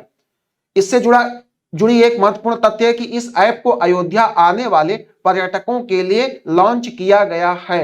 यानी कि जो भी पर्यटक अयोध्या में आ रहे हैं उनके लिए ये ऐप है, दिव्य ऐप। और इस मोबाइल एप्लीकेशन के माध्यम से अयोध्या में पर्यटन स्थलों एवं धार्मिक स्थलों की जानकारी प्राप्त हो सकती है। तो उनको काफी सहजता हो जाती है कि जिस धार्मिक स्थल पर जा रहे हैं वहां पर उन्हें पूरी जानकारी होने से उनके आवागमन और उनको दर्शन वगैरह करने की तमाम सुविधाएं आसानी से प्राप्त हो जाती हैं। यहीं पर अगला बिंदु हम देख सकते हैं, सूक्ष्म लघु तथा मध्यम उद्यमों में उत्तर प्रदेश शीर्ष 3 राज्यों में शामिल। अब देख सकते हैं सूक्ष्म लघु तथा मध्यम उद्यमों में, यानी इसे हम एमएसएमई के नाम से जानते हैं, उसमें उत्तर प्रदेश शीर्ष 3 राज्यों में शामिल हो चुका है। तो आइए देखते हैं भैया इससे जुड़े क्या कुछ महत्वपूर्ण बिंदु यहां पर बताए गए हैं। जैसे कि हम देख सकते हैं कि जनवरी 2024 में वाणिज्यिक रियल एस्टेट सेवाओं एवं निवेश से संबंधित कंपनी सीबीआरई ने भारत में सूक्ष्म लघु तथा मध्यम उद्योगों के संदर्भ में एक रिपोर्ट जारी की। अगला बिंदु है, इस रिपोर्ट के अनुसार भारत में उद्यम पोर्टल के अंतर्गत कुल पंजीकृत एमएसएमईज के संदर्भ में लगभग 9% की हिस्सेदारी के साथ उत्तर प्रदेश में तीसरे स्थान पर है। ठीक है ना, ये तीसरे स्थान पर रहा। यहीं पर देख सकते हैं आप कि विदित हो कि इस संदर्भ में शीर्ष 2 राज्य क्रमशः कौन कौन से हैं। एक तो महाराष्ट्र है और दूसरा राज्य है तमिलनाडु, यहां पर हम देख सकते हैं। और तीसरे पायदान पर उत्तर प्रदेश आ गया है एमएसएमई के मामले में। यहीं पर हम देख सकते हैं विदित हो कि इस रिपोर्ट का शीर्षक MSME unleashing the engine of economic prosperity, यानी यहां पर इंग्लिश में भी लिख दिया गया है MSMEs unleashing the engines of economic property है। तो आइए देखते हैं अगला क्या शीर्षक हमें प्राप्त होता है उत्तर प्रदेश विशेष को लेकर के। यहां देख सकते हैं पूर्णतः बालिकाओं के लिए पहला सैनिक स्कूल। 1 जनवरी 2024 को रक्षा मंत्री राजनाथ सिंह ने उत्तर प्रदेश के मथुरा जिले में, तो ध्यान रखिएगा, उत्तर प्रदेश के मथुरा जिले में स्थित वृंदावन में संविद गुरुकुलम बालिका सैनिक स्कूल का उद्घाटन किया। तो यह महत्वपूर्ण बात रही। पृष्ठ संख्या 158 के फर्स्ट हाफ की। और यहीं पर आइए देखते हैं इस बालिका का जो विद्यालय, इससे जुड़ी हुई कुछ एक और भी महत्वपूर्ण बातें हैं, इनको हम इसी पृष्ठ के सेकंड हाफ में देख सकते हैं। तो आइए देखते हैं यहां पर। और यहां पर देख सकते हैं कि यह जो विद्यालय है यह पूर्णतः बालिकाओं के लिए पहला सैनिक स्कूल है। और इस स्कूल का उद्घाटन सभी राज्यों केंद्र शासित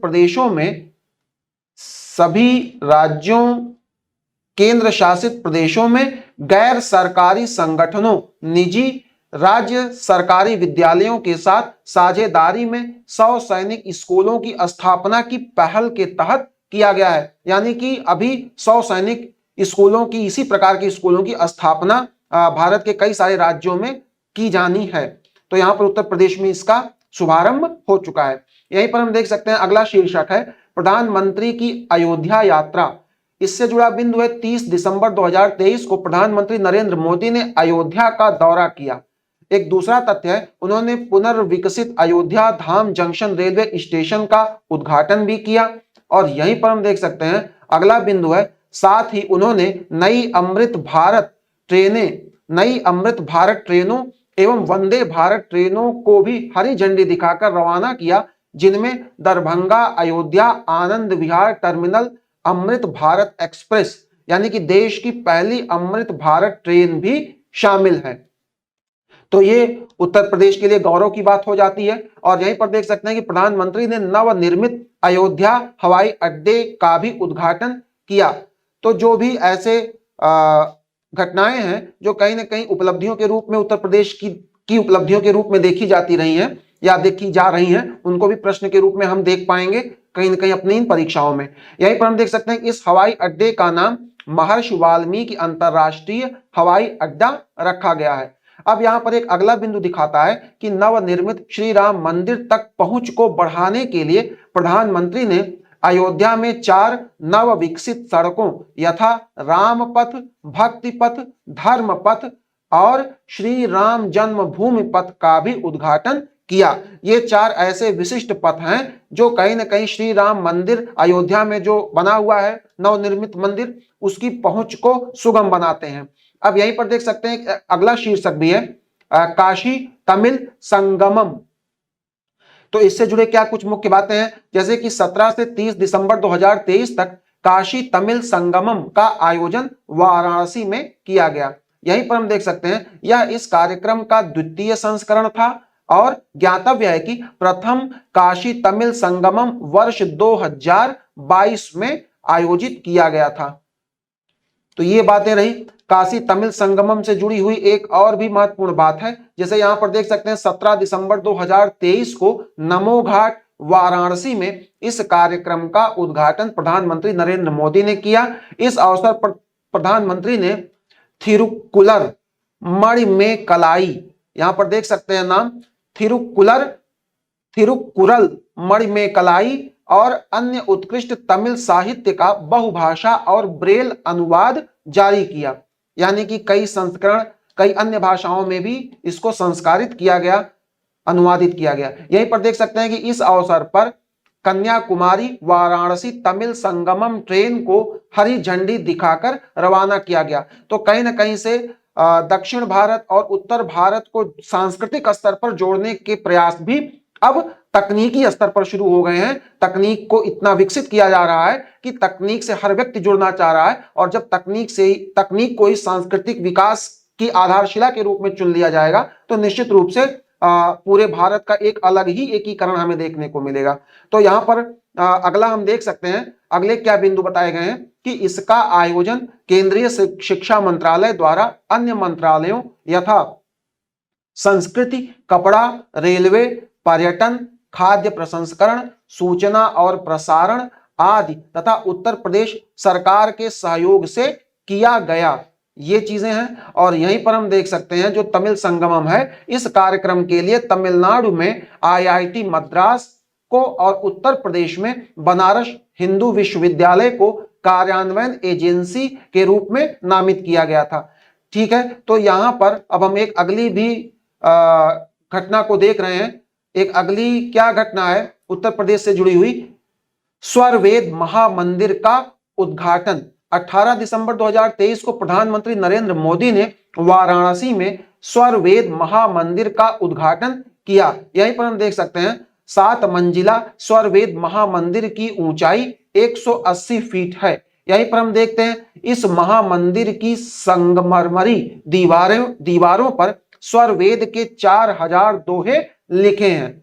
तो यहां पर देख पा रहे हैं कि कितना सांस्कृतिक विकास किया जा रहा है। और वेद, उपनिषद, रामायण, गीता और महाभारत आदि ग्रंथों के दिव्य संदेश भी इसमें चित्रों के जरिए उकेरे जा रहे हैं।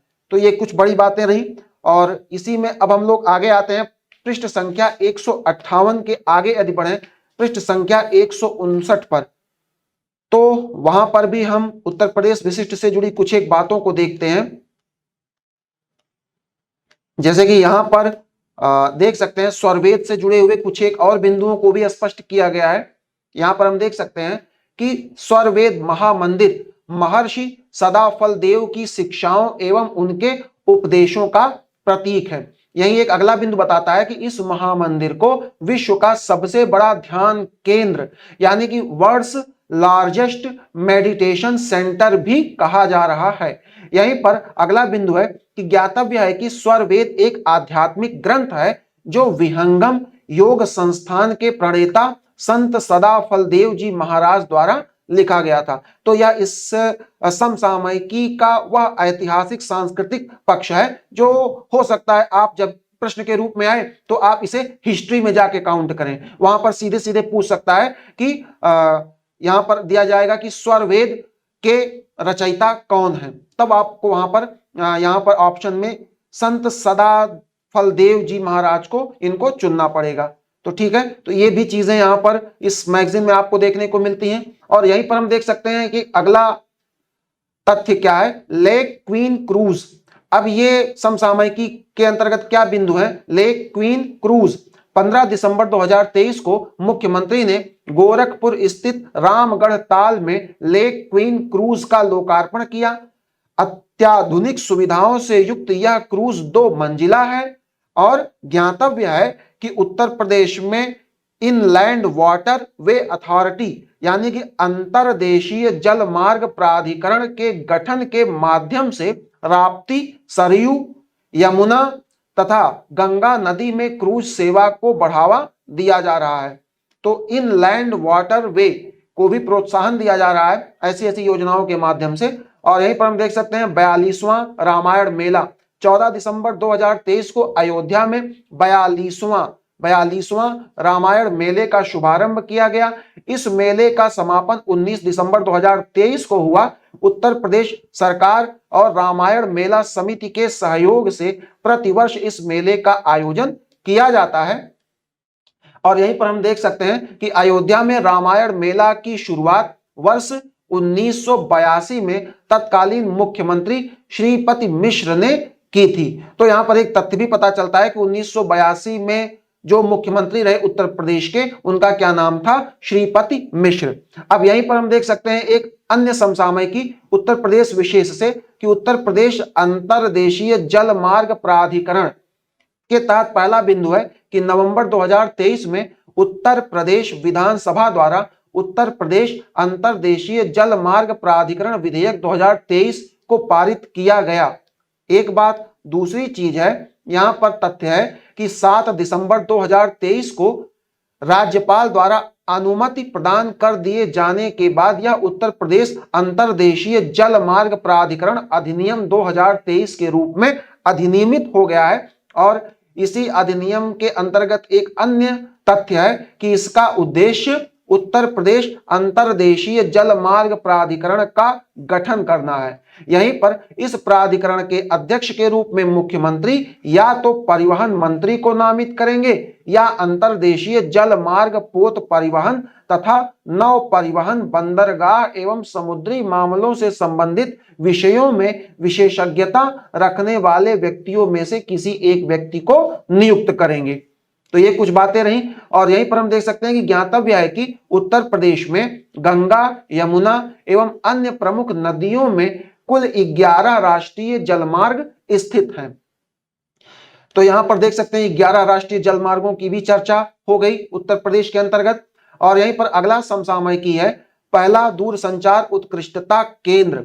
क्या बताता है कि उत्तर प्रदेश के सहारनपुर में दूरसंचार उत्कृष्टता केंद्र यानी टेलीकॉम सेंटर ऑफ एक्सीलेंस की स्थापना की जाएगी। यहीं पर यह देश का पहला ऐसा केंद्र होगा, मतलब कि यह पूरे देश में अपने आप में पहला ऐसा केंद्र होगा जिसकी की स्थापना उत्तर प्रदेश के सहारनपुर में की जा रही है। यहां पर हम देख सकते हैं कि यह केंद्र सहारनपुर में स्थित आईआईटी रुड़की के परिसर में स्थापित किया जाएगा। तो आईआईटी रुड़की के परिसर में स्थापित होगा यह केंद्र और अपने आप में पहला केंद्र होगा पूरे राष्ट्र के संदर्भ में। यह केंद्र 5G को कृत्रिम बुद्धिमत्ता यानी कि आर्टिफिशियल इंटेलिजेंस से संबद्ध करने और 6G को लॉन्च करने पर शोध संचालित करेगा। तो यहां पर कुछ एक बातें रही। और इसी पृष्ठ के यानी पृष्ठ संख्या 159 के यदि हम सेकंड हाफ में आए तो कुछ एक और अद्यतन तथ्यसार आपको उत्तर प्रदेश से जुड़ा हुआ मिल जाता है। और आइए देखते हैं इसके सेकंड हाफ में क्या कुछ हमें देखने को चीजें मिलती हैं। और यहां पर हम देख सकते हैं अयोध्या, अयोध्या बहुत ही चर्चा में रहा है। तो अब देखते हैं अयोध्या से जुड़ी क्या उपलब्धियां रही हैं कि उत्तर प्रदेश के इस जिले में राम की पैड़ी के विभिन्न घाटों पर दीपोत्सव 2023 के अवसर पर 22,23,000 द्वीप, यहां पर देख सकते हैं 22,23,000 द्वीप प्रज्वलित कर Guinness book of world record में एक नया कीर्तिमान स्थापित किया गया। तो ये एक 11 नवंबर 2023 की बात है। तो यहां पर ये एक चीज हो गई। और इसी अयोध्या में इस दीपोत्सव के बाद या इससे जुड़े हुए कुछ एक और बिंदु, जैसे कि इस जिले में भारतीय मंदिर वास्तुकला संग्रहालय की स्थापना भी प्रस्तावित है। यहीं पर अयोध्या शोध संस्थान वर्ष 1986 में स्थापित के कार्य क्षेत्र को विस्तार देते हुए इसका पुनर्नामकरण कर दिया गया है।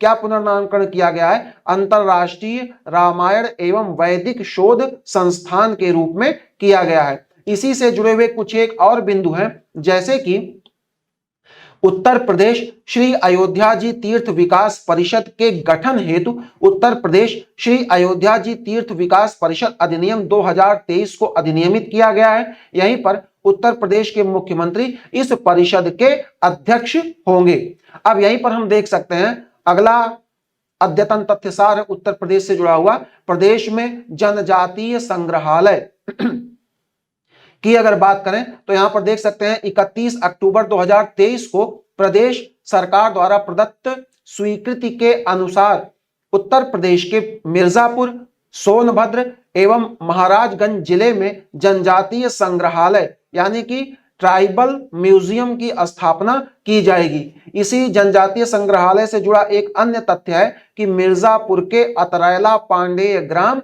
और सोनभद्र के ग्राम मारकुंडी और महाराजगंज के कुसेरवा ग्राम में यह संग्रहालय स्थापित किया जाएगा। तो ये कुछ बातें रही प्रदेश के जनजातीय संग्रहालय को लेकर के, जो कि चर्चा का विषय रहा है इधर बीच। और इसी में हम और आगे बढ़ते हैं तो यहां पर हम पाते हैं उत्तर प्रदेश की राजधानी लखनऊ। तो यहां पर हम देख सकते हैं लखनऊ से जुड़े क्या कुछ तथ्य हैं कि उत्तर प्रदेश के मुख्यमंत्री योगी आदित्यनाथ द्वारा राज्य के इस राजधानी शहर में नौसेना शौर्य संग्रहालय निर्माण कार्य परियोजना का भूमि पूजन और शिलान्यास किया गया। यह संग्रहालय आदि गंगा गोमती नदी के तट पर बनाया जा रहा है, यानी गोमती नदी के तट पर स्थापित किया जाएगा। और INS गोमती इस संग्रहालय का हिस्सा होगा।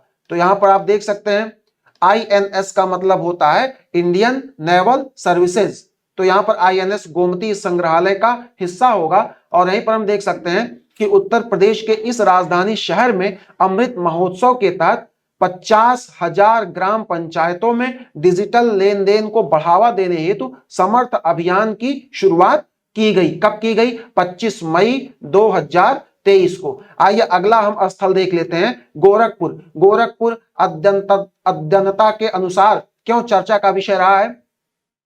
तो यहां पर हम देख सकते हैं पहला बिंदु है कि मुख्यमंत्री योगी आदित्यनाथ द्वारा इस जिले में पशु चिकित्सा विज्ञान महाविद्यालय का भूमि पूजन और शिलान्यास मार्च 2024 में किया गया। यह पशु चिकित्सा विज्ञान महाविद्यालय मथुरा के पंडित दीनदयाल उपाध्याय पशु चिकित्सा विज्ञान विश्वविद्यालय एवं गो अनुसंधान संस्थान से संबद्ध होगा। और यहीं पर देख सकते हैं कुछ एक और बातें कि यह महाविद्यालय गोरखपुर एवं पूर्वी उत्तर प्रदेश का पहला पशु चिकित्सा महाविद्यालय होगा। तो जहां पर भी आप ध्यान दीजिएगा पहले की बात आए वह तो बहुत ही महत्वपूर्ण बन जाता है परीक्षाओं के लिए। यहीं पर अगला बिंदु देख सकते हैं यह महाविद्यालय पशुओं एवं जीव जंतुओं के स्वास्थ्य परीक्षण तथा उनकी नस्ल सुधार का भी केंद्र होगा। तो आइए देखते हैं कि अगला कौन सी समसामयिकी है उत्तर प्रदेश को लेकर के। आनंदा डेयरी, अमेरिया पजोरा और BH एम्ब्रियोस के मध्य समझौता हुआ है। तो यहां पर कुछ एक कंपनियां जिनके बीच समझौता हुआ है। आइए देखते हैं क्या कुछ बातें बताई गई हैं। जैसे कि उत्तर प्रदेश के मुख्यमंत्री योगी आदित्यनाथ और ब्राजील के राजदूत केनेथ नोब्रेगा की उपस्थिति में लखनऊ में इन तीनों कंपनियों के मध्य समझौता ज्ञापन हस्ताक्षरित हुआ है 9 नवंबर 2023 को। तो यहां तक की बातें हुई हैं। और पृष्ठ संख्या 159 के आगे अगर हम बढ़ते हैं तो इसी समझौते को लेकर के दो बिंदुओं की और भी चर्चा की गई है। तो आइए देखते हैं किन दो बिंदुओं की यहां पर चर्चा हमें देखने को मिलती है। ये हम देख सकते हैं यहां पर इस समझौते से जुड़ा हुआ क्या बात है कि इस समझौता ज्ञापन से उत्तर प्रदेश में दुधारू पशुओं के पोषण एवं प्रजनन में उपयोग की जाने वाली उन्नत तकनीक के माध्यम से दूध उत्पादन में वृद्धि का मार्ग प्रशस्त होगा। अगला इसी से जुड़ा हुआ बिंदु है कि अमेरिया पजोरा और बीएच एम्ब्रियोस ब्राजील की दो बड़ी कंपनियां हैं। तो ये दो विदेशी कंपनियों से यहां पर समझौता हो रहा है, तो ये बड़ी बात है और ये दोनों ब्राजील की कंपनियां हैं। यहीं पर अगली समसामयिकी है प्रदेश स्तर पर कि हर बच्चे के लिए हर अधिकार अभियान। तो यहां पर एक आप देख पा रहे हैं हर बच्चे के लिए हर अधिकार अभियान। तो इसका पहला तथ्य है कि उत्तर प्रदेश में छात्रों के लिए समान अवसर सुनिश्चित करने हेतु पावर एंजल और बाल संसद के नेतृत्व में इस अभियान की शुरुआत की गई। कब? 18 नवंबर 2023 को। इस अभियान का विषय जो था वह था लैंगिक समानता और देखभाल और समर्थन पर केंद्रित है। ठीक है ना। तो ये इसके विषय रह गए। विषयों में कौन कौन चीजों को शामिल किया गया? लैंगिक समानता को, और किसको शामिल किया गया? देखभाल और समर्थन। ये इसके विषय रहे। यहीं पर उत्तर प्रदेश से जुड़ा हुआ अगला अद्यतन तथ्य है पहला सोलर एक्सप्रेस वे।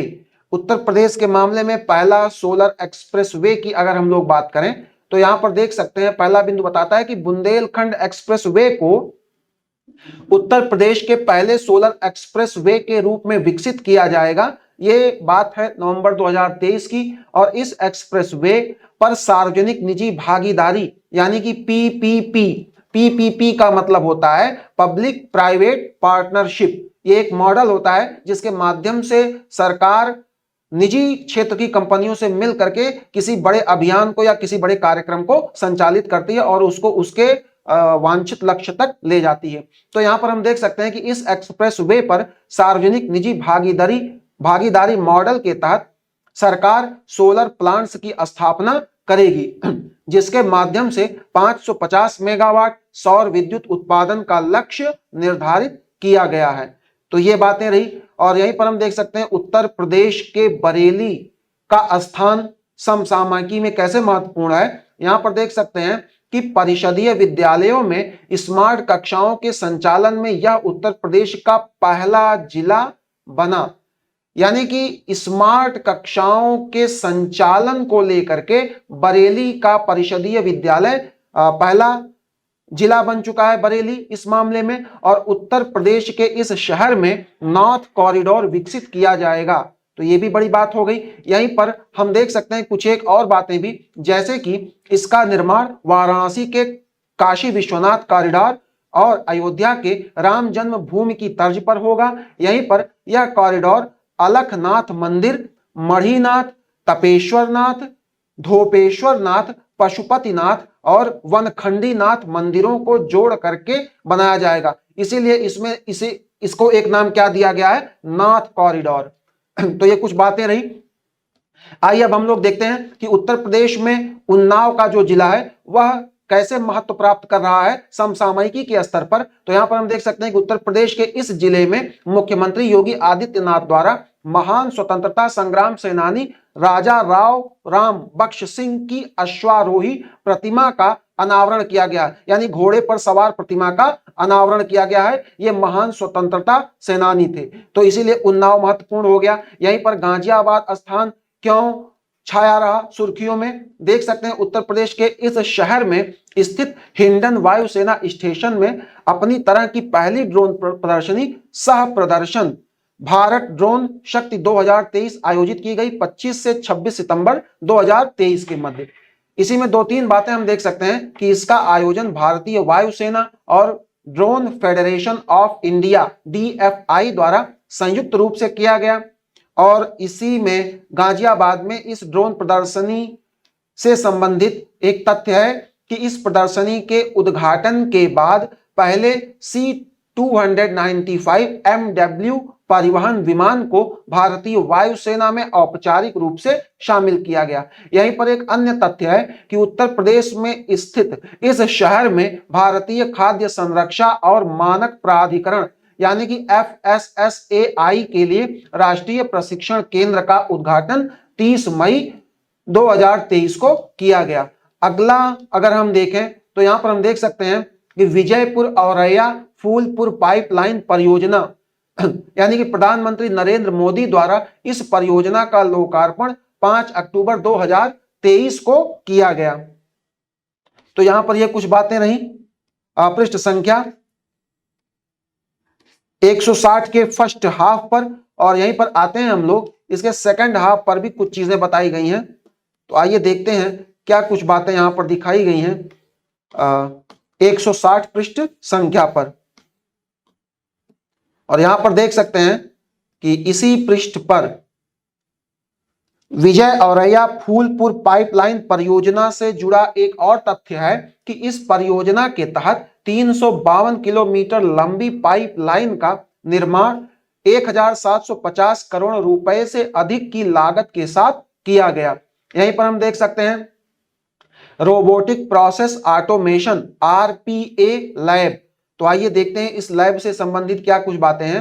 यहीं पर देख सकते हैं NIELIT यानी कि जिसे नीलिट भी कहा जाता है शॉर्ट में, गोरखपुर में इस लैब का उद्घाटन किया गया है 16 अक्टूबर 2023 को। और इस लैब का निर्माण इलेक्ट्रॉनिक एवं सूचना प्रौद्योगिकी मंत्रालय द्वारा वित्त पोषित फ्यूचर स्किल प्राइम परियोजना के अंतर्गत किया गया है। यह परियोजना, और एक चीज इसमें क्या है कि यह इस परियोजना के अंतर्गत उत्तर प्रदेश में अपनी तरह की पहली लैब या प्रयोगशाला होगी।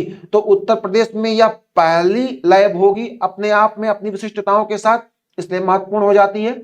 और यहीं पर हम देख सकते हैं अगला समसामयिकी का कौन सी घटना है जो महत्व की होती है उत्तर प्रदेश के स्तर पर। अत्याधुनिक क्वांटम प्रौद्योगिकी समर्थित हरित हाइड्रोजन उत्पादन। अब इससे जुड़े कुछ एक तथ्य हैं कि वाराणसी विश्वविद्यालय में इसका उद्घाटन 11 अक्टूबर 2023 को किया गया। यह प्रौद्योगिकी बनारस हिंदू विश्वविद्यालय की ग्रीन कैपलरेट टीम द्वारा विकसित किया गया है या की गई है। यहीं पर देख सकते हैं अगला एक घटना समसामयिकी की उत्तर प्रदेश से जुड़ी हुई, नंदिनी कृषक समृद्धि योजना। उत्तर प्रदेश सरकार द्वारा राज्य में मवेशियों की नस्ल में सुधार और दूध उत्पादन बढ़ाने हेतु नंद बाबा मिशन के हिस्से के रूप में इस योजना की शुरुआत सितंबर 2023 में की गई। यहां पर देख सकते हैं पहला बिंदु क्या है, योजना के पहले चरण में सरकार 25 दुधारू गायों की 35 इकाइयां स्थापित करने वाले लाभार्थियों को सब्सिडी प्रदान करेगी। तो एक तो ये बात हो गई। और यहीं पर हम देख सकते हैं इसी से संबंधित सब्सिडी 3 चरणों यानी कि गायों की खरीद पर, उनके संरक्षण के लिए और उनके रखरखाव के लिए, यानी इन 3 चरणों में ये सब्सिडी प्रदान की जाएगी। यहीं पर हम देख सकते हैं एक अगला बिंदु है कि प्रारंभिक चरण में यह योजना प्रदेश के 10 मंडलों यानी उन कौन कौन से मंडलों, अयोध्या, गोरखपुर, वाराणसी, प्रयागराज, लखनऊ, कानपुर, झांसी, मेरठ, आगरा और बरेली में लागू की जाएंगी। तो ये बातें रही। यहीं पर और आगे अगर हम बढ़ते हैं तो यहां पर हम देख सकते हैं कि उत्तर प्रदेश शिक्षा सेवा चयन आयोग अधिनियम 2023 की भी बातें बताई गई हैं। तो आइए देख लेते हैं। बहुत सारे विद्यार्थी इस आयोग की परीक्षाओं से भी जुड़े रहे हैं, कई समस्याओं से भी घिरे रहे हैं, और अब देखते हैं कि इस अधिनियम में क्या कुछ बातें बताई गई हैं जो परीक्षा में प्रश्न के रूप में पूछी जा सकती हैं। इस अधिनियम में उत्तर प्रदेश शिक्षा सेवा चयन आयोग के गठन का प्रावधान है। तो लगभग आप सभी को पता ही है। अधिनियम के अनुसार यह आयोग एक निगमित निकाय होगा जिसका मुख्यालय प्रयागराज में होगा। तो कई बार ऐसी चर्चा थी कि या लखनऊ चला जाएगा यह आयोग, लेकिन नहीं, इसमें स्पष्ट रूप से लिख दिया गया है कि इसका मुख्यालय प्रयागराज में ही होगा। यहीं पर हम देख सकते हैं कि अगला तथ्य भी है कि यह आयोग उच्च शिक्षा विभाग, माध्यमिक शिक्षा विभाग, बेसिक शिक्षा विभाग, अल्पसंख्यक कल्याण एवं वक्फ विभाग, व्यावसायिक शिक्षा विभाग तथा श्रम विभाग के शिक्षकों के चयन का कार्य नियमित, त्वरित, पारदर्शी, समयबद्ध रूप से करेगा। सारी बातें तो ठीक हैं, लेकिन यहां पर त्वरित शब्द तो अभी तक लागू नहीं दिखता है, आप लोग देख ही रहे हैं।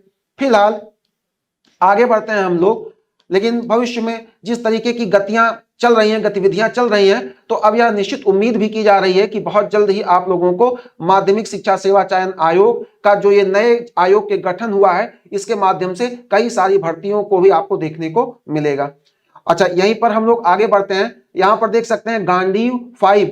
अब यह गांडीव 5 एक शब्दावली है और किस रूप में समसामयिकी में अपना स्थान बना पाई है, तो यहां पर देख सकते हैं कि पुलिस मुख्यालय लखनऊ में यह संयुक्त अभ्यास आयोजित 14 सितंबर 2023 को, यानी एक क्या था, संयुक्त अभ्यास के रूप में गांडीव 5 को देखा जा रहा है। यहीं पर इसका आयोजन राष्ट्रीय सुरक्षा गार्ड एनएसजी और उत्तर प्रदेश पुलिस द्वारा आतंकी घटनाओं से सफलतापूर्वक निपटने हेतु किया गया। तो निश्चित रूप से सुरक्षा के मामलों में तो हम काफी बेहतर स्थितियों को पा रहे हैं उत्तर प्रदेश में, जिसके लिए बहुत सारे प्रयास भी शासन के और प्रशासन के स्तर पर किए गए हैं। तो यहां तक 160 तक की घटनाएं यहां पर जो बताई गई, ये संपूर्ण होता है आपका, और यहीं पर आपका उत्तर प्रदेश की जो बातें हैं, जो समसामयिकी में स्थान बना पाई बहुत सारी घटनाएं, इनकी चर्चा पर चर्चा को आप देख पाए। तो इन्हीं सब बातों के साथ अब मैं शशधर दुबे आपसे विदा भी लूंगा और आपको ढेर सारी शुभकामनाएं दूंगा कि उत्तर प्रदेश विशिष्ट से जुड़े हुए जो भी ट्रेडिशनल पोर्शन है, जिनका की अध्ययन आप बराबर ही करते रहे हैं, उनको इन नवीन तथ्यों से जोड़ करके जो आपको समसामयिक परिवार की तरफ से एक उपहार के रूप में आप तक पहुंच रहा है, ये आप जरूर इसको स्वीकार करिए और इसमें जाकर के 100% अपनी चीजों को बयां करिए। हाँ, एक और बात आपको सूचना के स्तर पर जरूर बार बार बताई गई है, फिर से बता रहा हूं कि इसकी तमाम पीडीएफ आप जो है इस वीडियो के लिंक में पीडीएफ के रूप में भी आप इन चीजों को पा सकते हैं। तो बिल्कुल इसका भी लाभ उठाइए और मुझे यानी शशधर दुबे को अब विदा करिए अगले किसी कक्षाओं के लिए। तब तक के लिए धन्यवाद, नमस्कार, जय हिंद।